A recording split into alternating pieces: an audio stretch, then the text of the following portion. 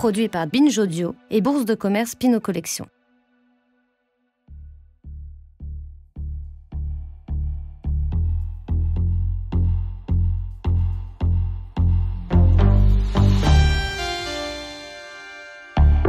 Ça a commencé comme ça, Mike Kelly.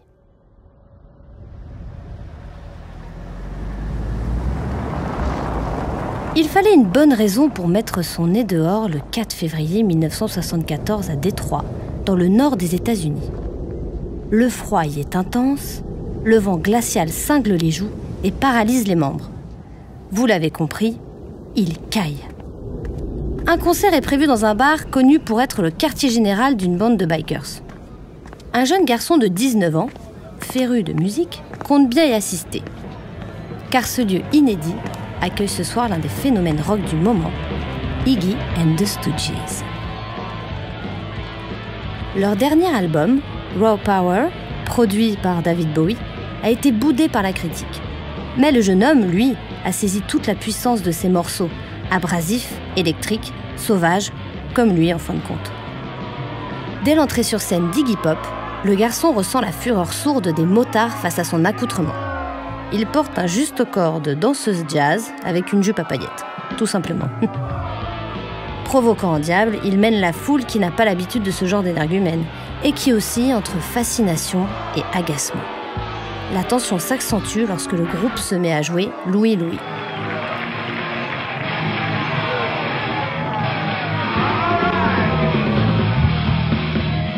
Le titre est un standard du rock des années 50. Un rock sage pour étudiants maladroits, bien loin de ce qu'attend ce public de rockers endurcis. Un pied de nez en quelque sorte. À la stupeur générale, Iggy Pop relance la chanson. Une deuxième, puis une troisième fois. La salle s'électrise. Les insultes commencent à fuser. Ça commence à sentir le roussi. Un biker finit même par lancer un œuf sur scène. Le jeune homme ne perd pas une miette de cet incroyable spectacle. Il se tient fasciné au milieu de cette confrontation. Elle devient physique. Iggy se jette dans la foule et déclenche une baston générale qui fait voler les chaises et les tables à travers la salle. Il y a eu de la casse, valait mieux pas être dans les parages. Hein.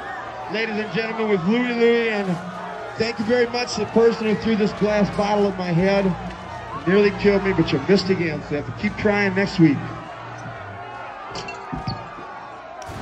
15 minutes plus tard, on rallume les lumières. Le groupe a pris ses jambes à son cou. Dans la salle, il reste ce jeune homme. Ébahi, stupéfait, probablement pompette aussi. Pour lui, soudainement, l'avenir s'éclaire.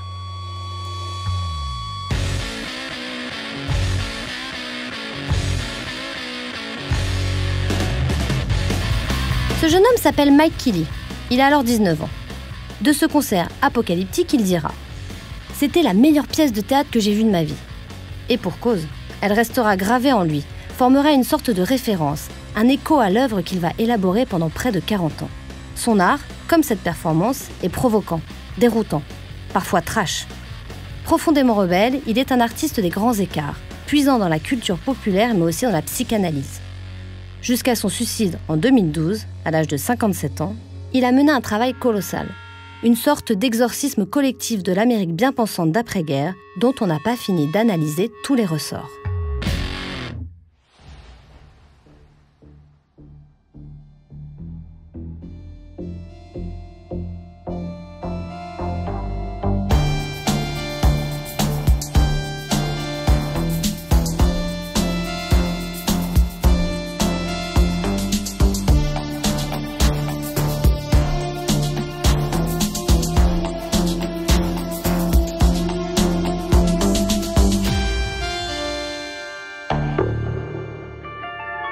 Ça a commencé comme ça.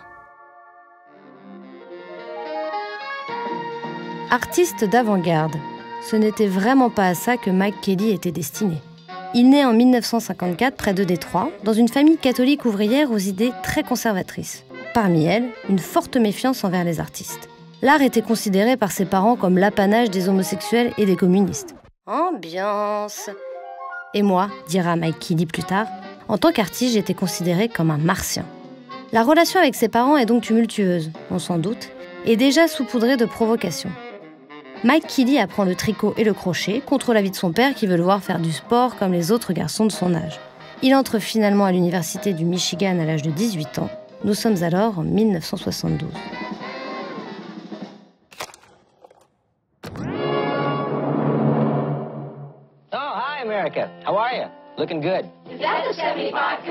Pendant des années, Détroit a été le cœur de l'industrie automobile mondiale. Tous les plus grands constructeurs se sont installés ici, drainant des milliers de travailleurs. La ville a prospéré de manière fulgurante. Mais les années 70 sonnent la fin de cet âge d'or. Et maintenant, les usines ferment. 300 000 travailleurs sont licenciés. 300 000. Et on brade la camelote. Les promesses d'avenir se sont étiolées. L'Amérique est embourbée dans le chômage et les luttes pour les droits civiques. Comme une partie de sa génération, Mike se tourne alors vers les cercles anarchistes et d'extrême gauche. La contre-culture pour lui est synonyme d'émancipation.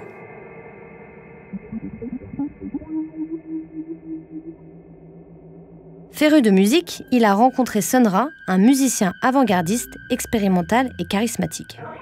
Il est aussi fasciné par un manifeste datant de 1919, le Manifeste du bruit, signé d'un Italien, l'artiste futuriste Luigi Russolo.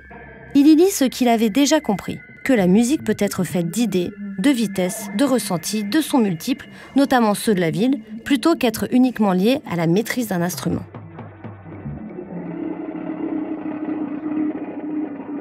Ce mouvement bruitiste, qui invite à se servir de toutes sortes de machines et de sources sonores, fonde la musique expérimentale et notamment ce qu'on appellera la noise. Vous voyez de quoi je parle ? Le premier groupe de Mike Kelly, les Destroy All Monsters, s'en est inspiré. Il le fonde avec d'autres étudiants de son université, Jim Shaw, Niagara et Carrie Lauren. Ce collectif artistique donne un nouveau souffle au rock tel qu'on l'entendait alors, décousu et intense. Destroy All Monsters est né lors d'un happening, The Futurist Ballet, qui a lieu en 1973. Des affiches placardées sur le campus invitent les étudiants à venir à de faux événements, intellectuels ou esthétiques. En réalité, les spectateurs découvrent une performance néo-dada illégale soutenue par un ensemble food-track de musiciens amateurs, d'aspirateurs en marche et de bandes enregistrées.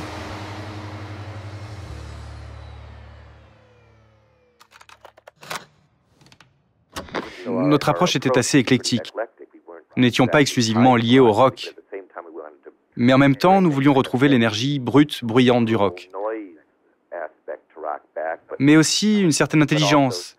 Parce qu'après tout, la musique rock est faite de formules, de conventions, et on peut jouer avec ces conventions.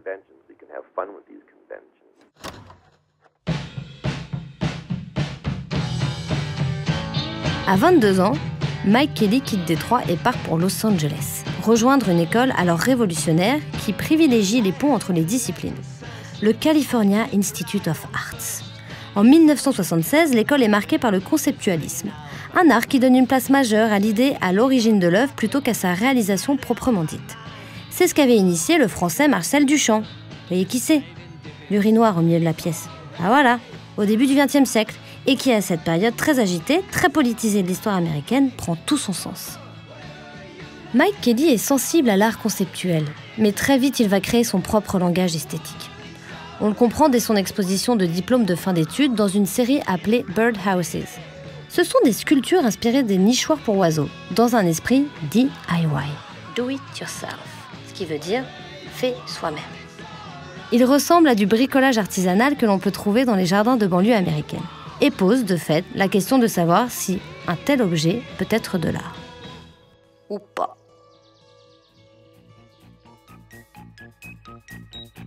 Dans les années 80, Mike Kelly s'impose sur la scène californienne, à un moment où les artistes sont de plus en plus nombreux à s'installer à New York.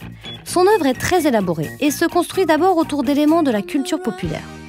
Il ne néglige pas pour autant les installations et les performances, ce par quoi il a commencé. Comme avec Plato's Cave, Roscoe's Chapel, Lincoln's Profile. Une œuvre embrassant à la fois le théâtre, la musique noise et la performance scénique. Tout ça à la fois. En 1986, une représentation marquante a lieu avec le groupe de post-rock Sonic Youth. Judas, don't reject me now. Now when I am in my weakest position. position when I'm most exposed, most free. Chugga, chugga.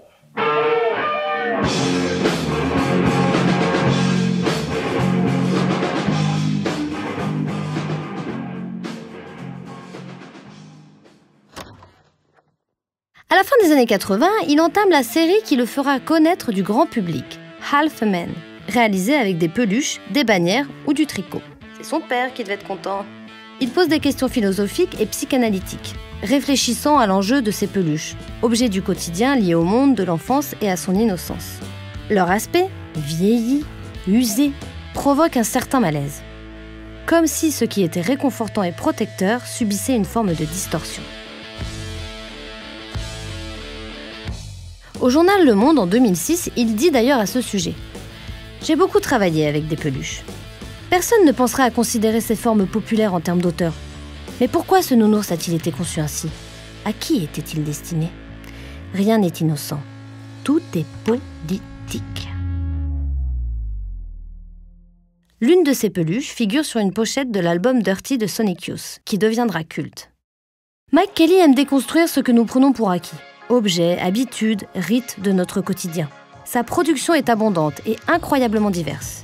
Il associe des éléments disparates, d'origine, de matières différentes, parfois repoussantes, des objets artisanaux, parfois ramassés, qui ont été oubliés, jetés. Souvent, il tourne ses mises en scène en subversion, les tire vers la pornographie, la scatologie, exprimant des contrastes saisissants, dérangeants. En ce début des années 90, il réalise que des rumeurs circulent alors autour de son travail. Voyant les thématiques de ses œuvres, certains observateurs supposent que Kelley a dû être maltraité dans son enfance. Au lieu de le nier, il prend en charge cette position de victime, s'empare de cette biographie peut-être fictionnelle et travaille sur la théorie de la mémoire traumatique refoulée.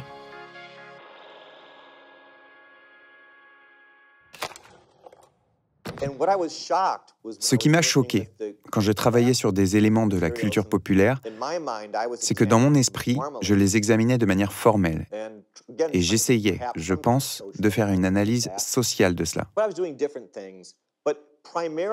Mais la lecture qui en a été faite est que mon travail avait à voir avec un abus sur mineur. Ce que je n'avais jamais imaginé, jamais vu arriver. Et tout mon travail était revu par ce prisme, en établissant non seulement que mon travail tournait autour de ce fait, que j'avais été abusé et que c'était la raison pour laquelle j'avais conçu ces œuvres. Tout devint biographique, alors que je n'ai jamais pensé avoir fait quoi que ce soit de biographique dans ma vie entière. Alors qu'est-ce que je pouvais faire? Est-ce que j'allais tourner le dos à tout cela? Non. Les gens savent mieux que moi. J'ai décidé que j'allais m'en emparer. En 1995, il conçoit Educational Complex, une grande maquette blanche représentant de mémoire les lieux dans lesquels il a reçu une éducation, des écoles qu'il a fréquentées aux maisons où il a grandi. La maquette comprend des blocs abstraits, correspondant à des zones floues dans ses souvenirs, lieux de possibles traumatismes. Son propre cheminement n'est qu'un prétexte pour proposer une réflexion puissante sur la mémoire traumatique, sur la manière dont le système éducatif peut altérer cette mémoire, comment les individus que nous sommes sont modelés par ces structures. C'est mieux qu'une thérapie, son truc. En 1999, à l'occasion d'une exposition sur le tournant de l'an 2000, à Bonn, Mike Kelley commence à travailler autour de Condor City. Pour les non-aficionados, Condor est la ville mythique d'où vient Superman, sur la planète Krypton. Elle a été miniaturisée par le super méchant Brainiac, mais heureusement sauvegardée par le super-héros. Comment? Je vais vous le dire, tout simplement avec une sorte de respirateur artificiel sous une cloche de verre, dans l'espoir de la faire revivre un jour. Voilà, doit faire bon vivre là-bas. Kelley écrit « Condor est une image d'un temps qui n'a jamais été, une ville utopique d'un futur qui n'est jamais arrivé. » En s'appuyant sur une vingtaine d'occurrences où la ville est figurée dans la bande dessinée, Mike Kelley réalise d'ambitieux projets de sculpture, installations et vidéos, incluant entre autres la série Condor Cities, ville de résine colorée sous cloche de verre soufflée, parfois accompagnée de sculptures, de bonbonnes de gaz ou de rochers. En mettant en scène cet élément fort de la culture populaire qui a nourri nos imaginaires, il parvient encore à interroger notre manière de vivre ensemble, nos ensembles urbains, nos utopies. Puis il propose l'une des expositions les plus spectaculaires et saisissantes du début du XXIe siècle, Day is Done. Elle est inspirée des yearbooks. Vous savez, ces livres universitaires de fin d'année qui décrivent divers rituels pratiqués par les jeunes à côté de leurs études. Les trucs de pom-pom girl, les quarterbacks, le baseball, tout ça, balle de promo. Eh bien, Kelly les réécrit et les met en scène avec des acteurs dans des décors conçus de toutes pièces. On y voit donc des rappeurs, des vampires, des gothiques, des anges et bien d'autres personnages bizarres et inquiétants. L'imagination débordante de l'artiste et la satire propre à son écriture y sont à leur sommet. Présentée à la Galerie Gagosian à New York en 2005, cette cacophonie magistrale deviendra un film de plus de 3 heures, également baptisé Day is Done.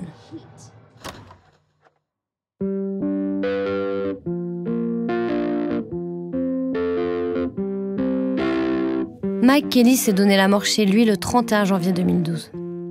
Il se tenait de plus en plus en retrait de sa célébrité grandissante et n'a jamais caché une tendance à la dépression. Il est aujourd'hui une figure influente majeure de la scène artistique actuelle. Il a toujours soutenu les jeunes artistes, notamment à travers sa fondation, toujours en activité, la Mike Kelly Foundation for the Arts. L'un de ses objectifs avoués est de soutenir l'esprit critique, la prise de risque et la provocation dans les arts. Un programme qui lui ressemble parfaitement. Car il l'a souvent dit, l'art lui a permis de domestiquer sa rébellion. Sans l'art, avouait-il, il serait devenu une bête sauvage. Well done, Mike. C'est réussi.